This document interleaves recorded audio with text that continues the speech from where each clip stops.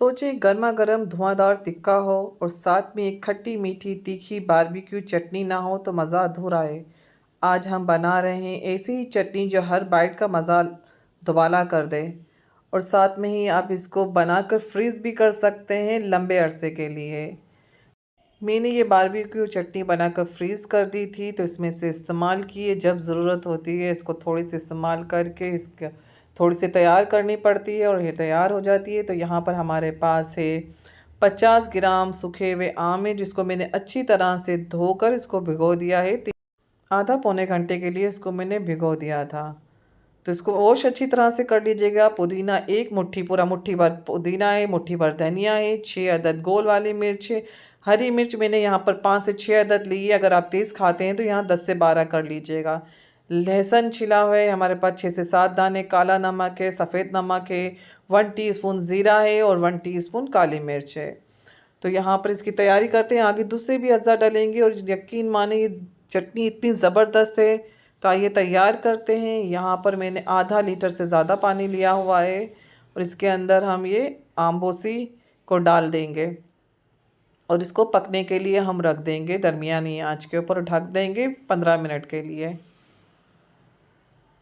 तो यहाँ पर 10 मिनट हुए थे तो मैंने चेक किया है खोलने के लिए, तो यहाँ पर अभी थोड़ी सी कसर बाकी है। तो इस दौरान में हम यहाँ पर गोल वाली मिर्च और लहसुन को डाल देंगे और इसको मज़ीद पकने के लिए इसको मज़ीद 10-15 मिनट लग जाएंगे पकने में।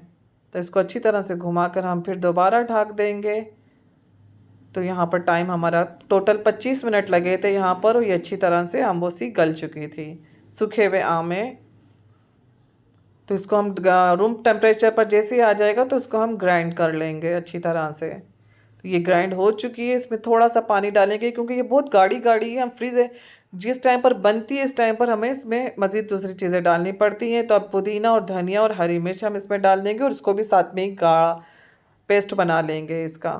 तो यहाँ पर हमारा पेस्ट बन चुका है चटनी का। तो इसको हम एक बाउल में निकाल लेंगे। अब आगे के अज्जा हम इसमें शामिल करते हैं। तो इसको पूरी तरह से निकाल दिया है। अब इसके अंदर हम ज़ीरा और काली मिर्च, काला नमक और नमक इसमें शामिल कर देंगे। आगे दूसरी भी चीज़ें डालेंगी। तो अब यहाँ पर हम 1 टीस्पून सिरका शामिल करेंगे और इसके अंदर 2 टेबल स्पून हम ब्राउन शुगर शामिल कर देंगे। आप दूसरी भी चीनी डाल सकते हैं, मैंने इसमें ब्राउन शुगर यूज़ की थी। और इसको अच्छी तरह से हम हल कर लेंगे, मिला लेंगे। और आगे आपको क्या करना है मैं बता रही हूँ, आगे चल के बताती हूँ कि मज़ीद हमें इसमें क्या करना है। तो ये अच्छी तरह से मिक्सिंग हो गई है। अब आप इसको किसी भी जार में फ्रीज़ कर सकते हैं। ये अभी कंप्लीट नहीं है। तो कंप्लीट करने का तरीका ये है कि हमें जितनी ज़रूरत हो तो इसको जितनी निकालेंगे एक बाउल के अंदर, और आपको जितनी पतली करनी हो या गाढ़ी रखनी हो इस हिसाब से आप इसमें पानी शामिल कर देंगे। जब जब हमें ज़रूरत होगी हम इस हिसाब से चटनी निकालेंगे और इसमें पानी जितनी है। बारबेक्यू की चटनी आप होटलों में, रेस्टोरेंट में जाएंगे तो आपको ये वाली ही सीक्रेट चटनी मिलती है जिसके राज आज मैंने खोल दिए हैं।